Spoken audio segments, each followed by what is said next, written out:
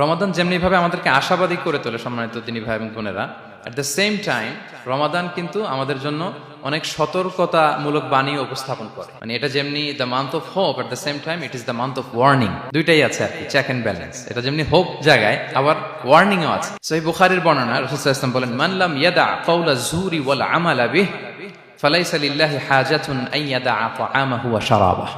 রোজা রেখে যে ব্যক্তি মিথ্যা কথা, মিথ্যা কাজ, মানে পাপ কাজ, অন্যায় কাজ ছাড়তে পারলো না, তার না খেয়ে থাকা, না পান করে থাকাতে আল্লাহর কিছু যায় আসে না। তার ওই রোজার আল্লাহর কোনো প্রয়োজন নাই। এটা জাস্ট উপোস, এটা জাস্ট অনাহার, জাস্ট আমি পানি খাইনি, আমি খাবার দাবার গ্রহণ করিনি, দ্যাটস ইট, এতটুকুই। এতে আল্লাহর কিছু যায় আসে না।